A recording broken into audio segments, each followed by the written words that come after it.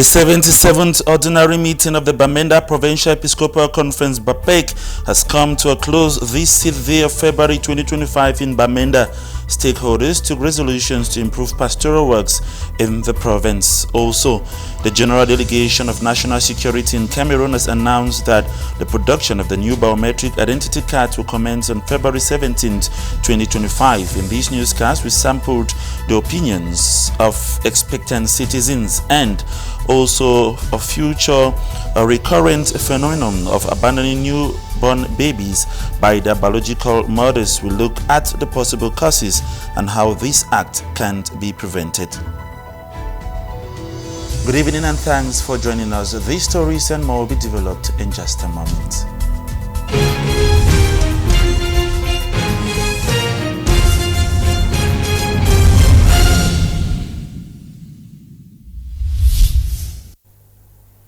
You're welcome back. The 77th Ordinary Meeting of the Bamenda Provincial Episcopal Conference has come to a close with resolutions taken in order to improve pastoral work across dioceses in the province. This was during the closing that took place today, 6th February 2025 at the Bishops' Conference Hall in the Archdiocese of Bamenda. Otap Joseph followed this closing ceremony and put together this report. Another year in which the bishops of the ecclesiastical province of Bamenda gather once more for another session of the Bamenda Provincial Episcopal Conference to pray for the successful pastoral work in the local church. Kickstarting the 77th Ordinary Meeting of BAPEC this Tuesday, February 4, the bishops and some members of the formation team had faculty exams at the St. Thomas Aquinas Major Seminary with about 29 deacons, followed by a meeting at 4 p.m. between the bishops and the formators of St. John Paul II Major Seminary Bachontai and St. Thomas Aquinas Major Seminary Bambui to review the formation activities in both seminaries. In the course of this meeting, some high points were discussed to facilitate pastoral works in the various commissions. It has been a very interesting meeting and we have discussed very important issues, issues that touch the pastoral life of the church. We also discussed issues concerning BEFA, how we can enhance the effort that BEFA has been making to ensure the health, security and insurance of our people. We also discussed about the Katuk, the Catholic University, and we actually have discouraged some of those issues that will make Katuk not be that prominent and important church university that we actually have been expecting. And Katuk is doing well, and Katuk is a place to come and see, to belong to. Katuk has given us a good image, and even from students we have very good impressions about Katuk, and we are very grateful. Having report from BEFA, Caritas and Katuk, the Secretary General of BAPEC, Reverend Father Giles Ngwa, gives some resolutions arrived at the close of this session. At the end of this meeting, the bishops have provided directives to the various episcopal commissions which are to be implemented.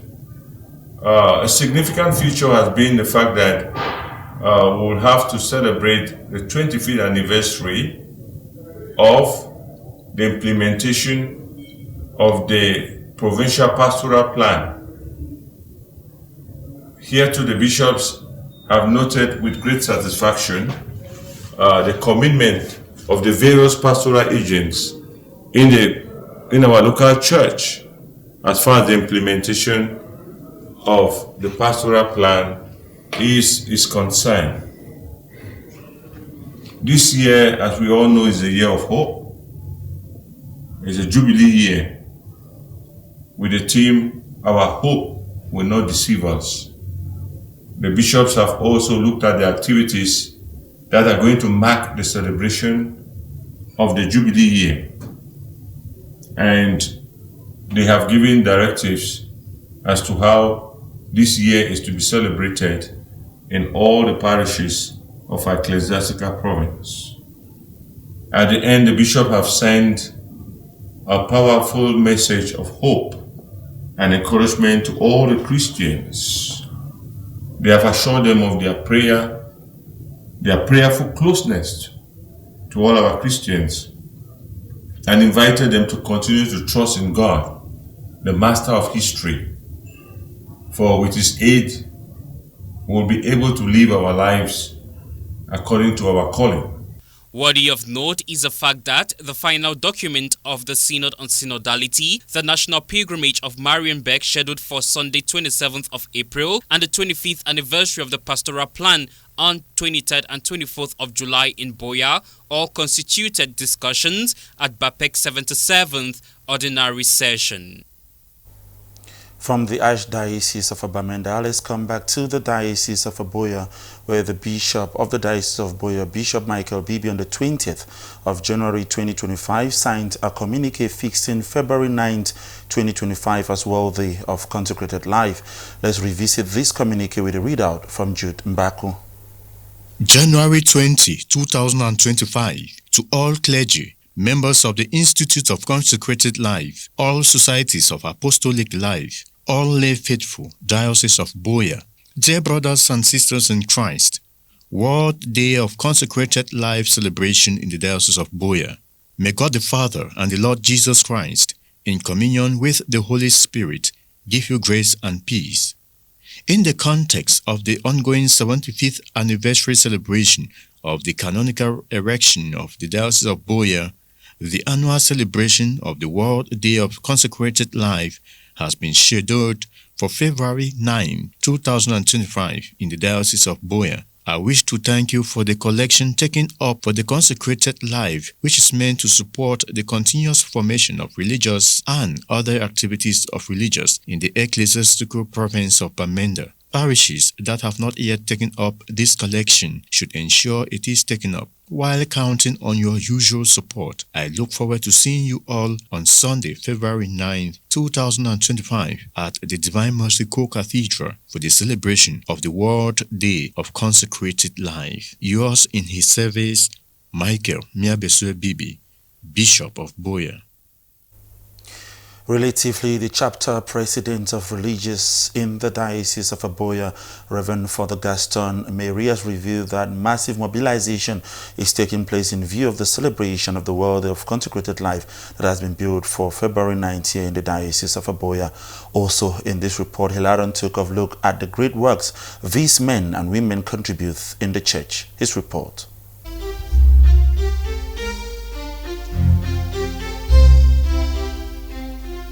The impact of these consecrated men and women in the promotion of evangelization within the Diocese of Buea and beyond cannot be overemphasized. Their pivotal functions cut across managing schools, hospitals, and other diocesan institutions. February 9, 2025 is the day set by His Lordship Michael Bibi, Bishop of Buea, to celebrate these religious men and women. In an interview with Reverend Father Gaston Mary, President of Buea Chapter for Religious, he disclosed that mobilizations for the celebration are underway.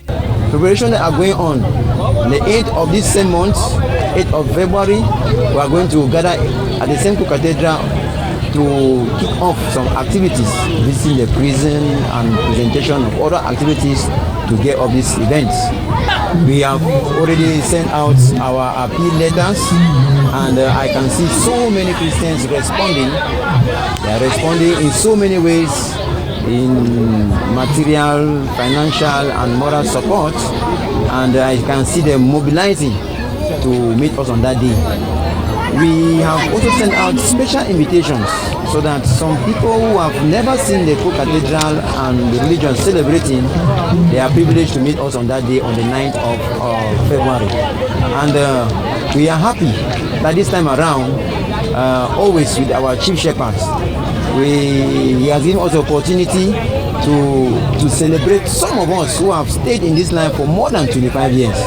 And on that day, we have that singular opportunity to bring to lamplight those who have been holding us this sacrifice to give up oneself in the service of one another in the house of God. Celebrating this 2025 World Day of Consecrated Men within the context of the Diocese's 75th anniversary, the President forecast that the ceremony will be a successful festivity. It's a wonderful celebration that we have always been celebrating, but this time around, in the context of the celebration of the 75th anniversary of the diocese, the Christians have always done their best, and this time again, they are doing it without hesitation.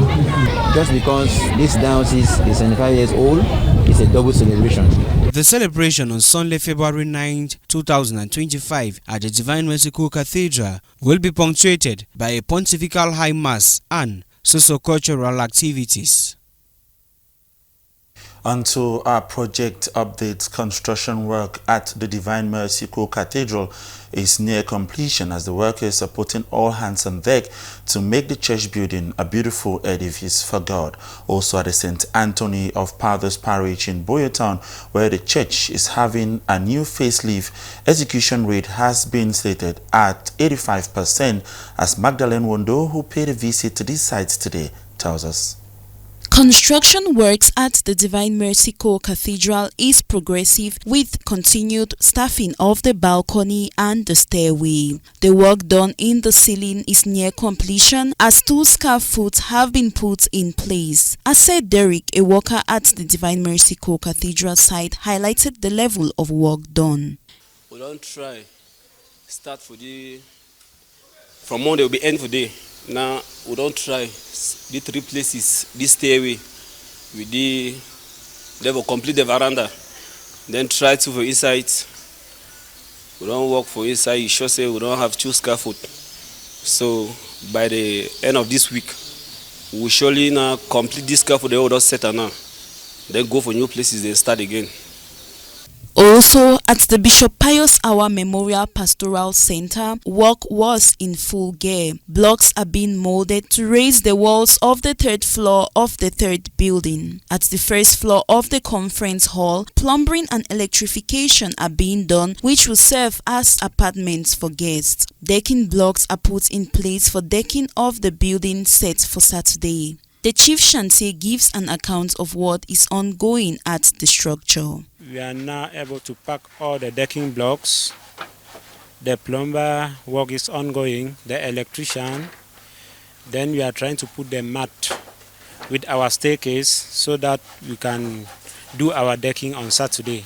After the decking, we continue with the raising of our block walls, pillars, then the lintels, and the chaining beams. And at St. Anthony of Padua's Parish, Boyertown, renovation works to renew the church's facilities are advanced, with completion of the balcony dressing, sacristy and the altar. If all goes well, painting of the church will be done next week. A worker at the structure comments on the level of work done. From last week on a big camp, we'll be there.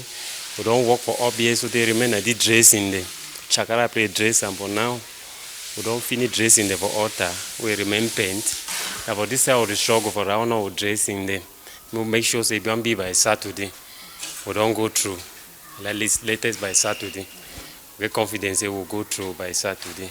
The ongoing construction projects done at the Divine Mercy Cathedral and Pastoral Center is hoped for completion in the months ahead. Pupils, students, teachers, head teachers, principals, together with some administrators, gathered to celebrate the launch of the 59th edition of the International Youth Week. They gathered at the St. Anthony of Padua, Sapakol College in Banya, Manfi yesterday, Wednesday, February 5th. Bernard Axonet picked interest in this story. His report. In view of the celebration of the 59th edition of the National Youth Day under the theme Youth Maturity and Responsibility for the Consolidation of Peace, Security, Economic Growth and Democratic Progress, the pupils, students, teachers and administrators gathered at the school premises of St. Anthony of Padua College, Sapakol, to launch the 59th edition of the National Youth Week in Manfi. The euphoric and beaming atmosphere was that which was accompanied by some speeches office of the host principal, who welcome everyone, the mayor of the municipality, and the senior divisional officer for Manu. Meeting together as youths with the common goal to be better citizens for their country, they successfully carried out some activities such as singing, traditional dances, and among others, which showcase their dynamic nature.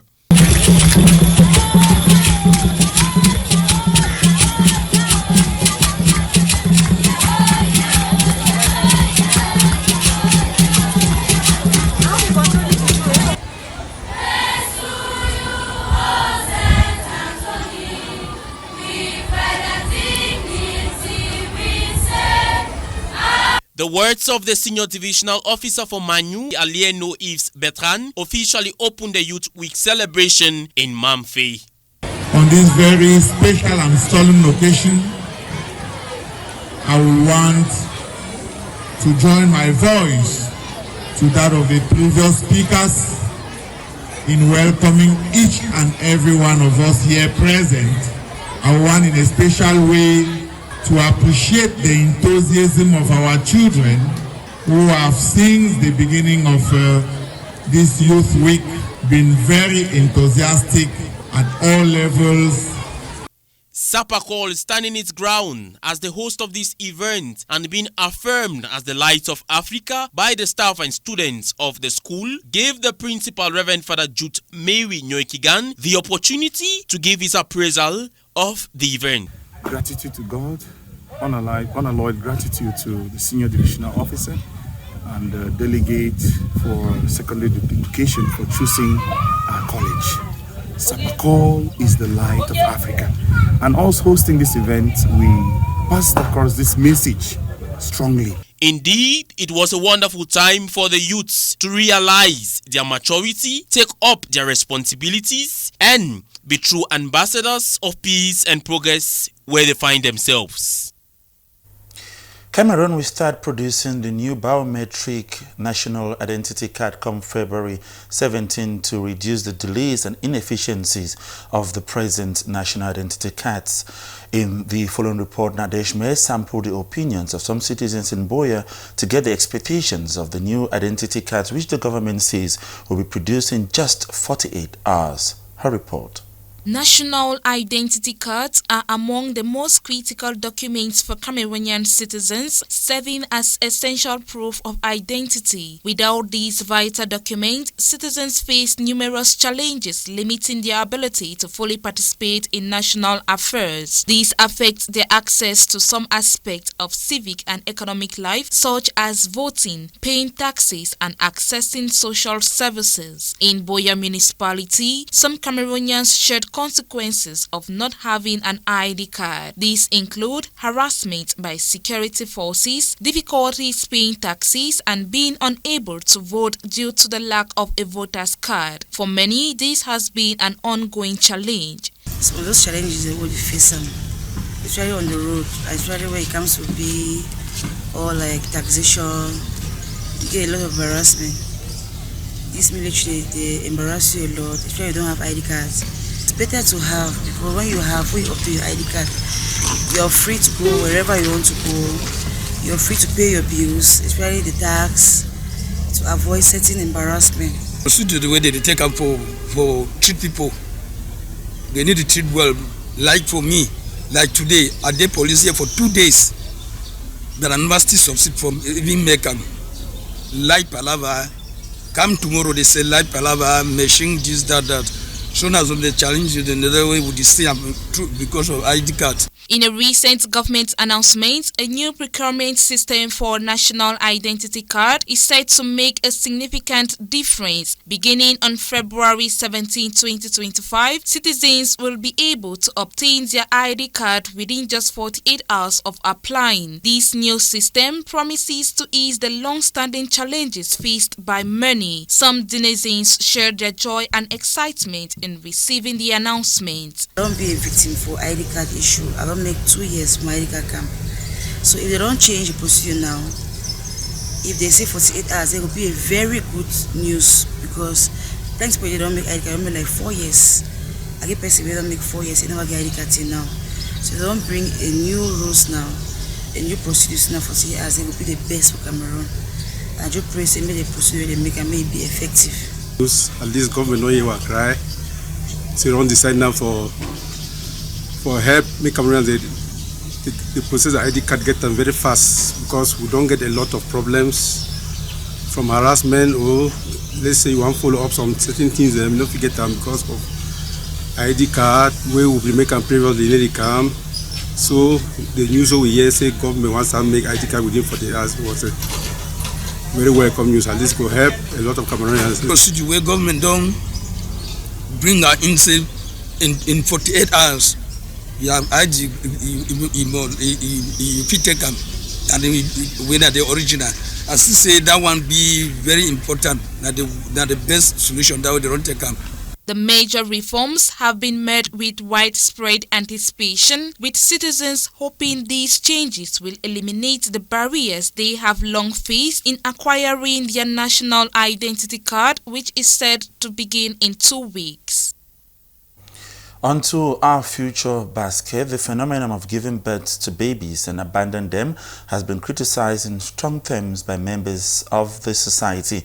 Sama Eileen, in the following report, tried to look at some of the causes of this evil act, its consequences, and how it can't be prevented in the society. Her report.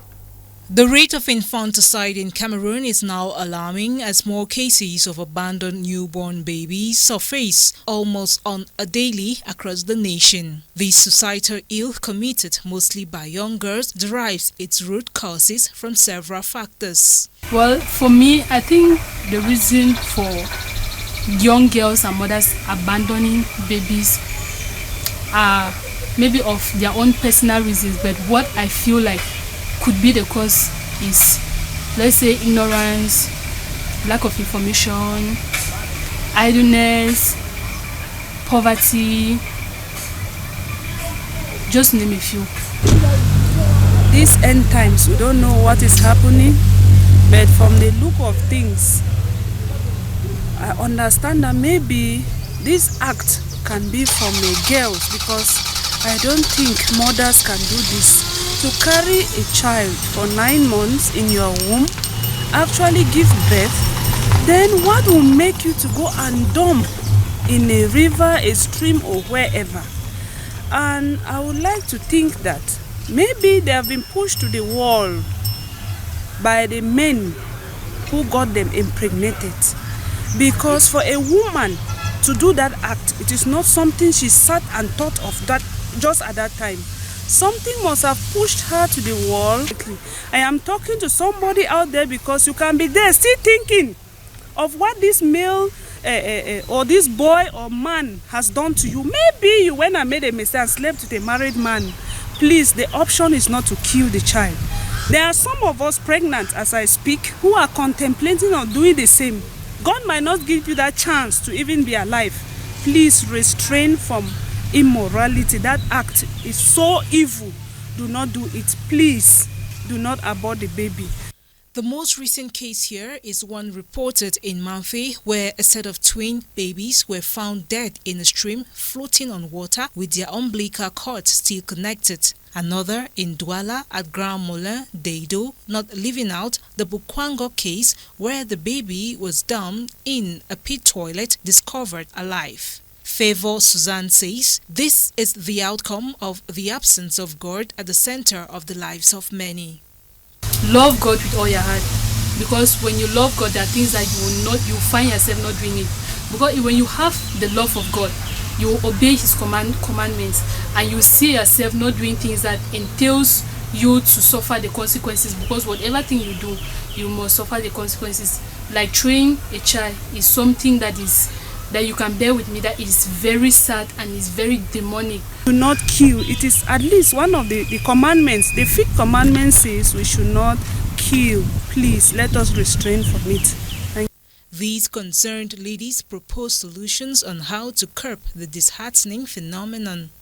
So even if you want to indulge yourself in such acts, you should be prepared that the preventive methods you can use, the contraceptives such as condoms, your regular flow, you can maybe take account of how it comes. As a result, there are ways in which you present pregnancy.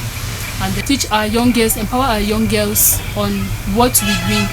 Because if you are busy, there are things that would skip from your mind. Not all of us are fortunate to leave the labor room alive. And then God has given you the grace to even have not one but two, and people are outside there. You would have, Mama, taken this child and kept somewhere for somebody to take. Can't bring that child even to the church as it happened here in Boya town. Please, let us be careful.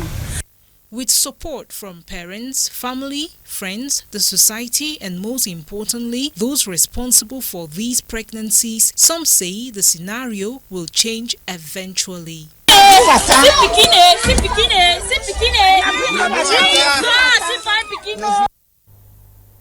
Many thanks, Sama Arlene, and we hope that the perpetrators of this act will learn a lesson and come back to their senses. Now we take you out of the country, where the Vice President of the United States, J.D. Vance, has re-echoed the United States commitment towards religious liberty during the 2025 International Religious Summit. And also 11 people has been shot dead and others left injured in a mass shooting that took place in Sweden. This and more on our foreign page with Franklin Fomokong. The International Religious Freedom Summit for 2025 has just concluded, taking place on February 4th and 5th in Washington, D.C. United States Vice President James David Vance was in attendance, addressing thousands of attendees from over 40 countries and emphasizing the importance of protecting religious liberty globally. To protect the rights of the faithful, whether that was by rescuing pastors who are persecuted by foreign regimes, or bringing relief to the Yazidis, Christians, and other faith communities facing genocidal terror from ISIS. Vance vowed that the current administration will not invest in the promotion of atheism abroad. How did America get to the point where we're sending hundreds of thousands of taxpayer dollars abroad to NGOs that are dedicated to spreading atheism all over the globe? The summit featured a wide range of speakers, including government officials, civil society leaders, and victims of religious persecution. Over to Europe, where a strong earthquake has been recorded between the Greek islands of Amorgos and Santorini after days of consecutive tremors in the area. More than 11,000 people have already left Santorini. The quake followed two small tremors minutes earlier and was recorded as a magnitude 5.2 tremor, making it the strongest in recent days. I'm leaving because of the situation. I'll be back when this whole thing is over. It is estimated to have occurred at a depth of 5 kilometers. So far, major damage has not been reported on the island, but authorities have been taking precautionary measures. Schools in Santorini and other neighboring islands will remain closed until Friday, when authorities will make a decision about when they can reopen. Also, the Swedish police are set to continue investigations on the motive behind the country's deadliest mass shooting in a school, where the suspect, named as 35-year-old Richard Andersson, reportedly a former student of the school in Örebro, a city 95 miles west from Stockholm, capital of Sweden, attacked with a gun on Tuesday. The Rebecca Educational Center. 11 people died in the shooting, including the attacker, with at least 6 others injured. We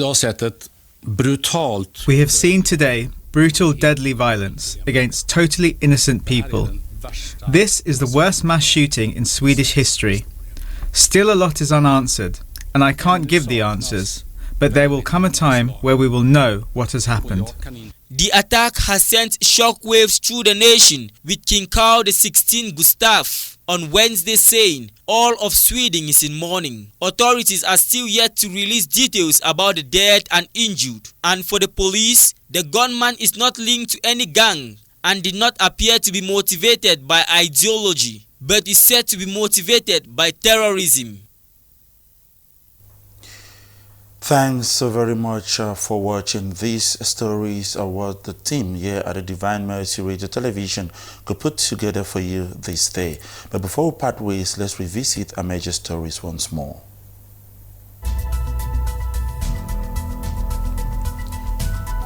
The 77th Ordinary Meeting of the Bamenda Provincial Episcopal Conference BAPEC has come to a close this 6th of February 2025 in Bamenda.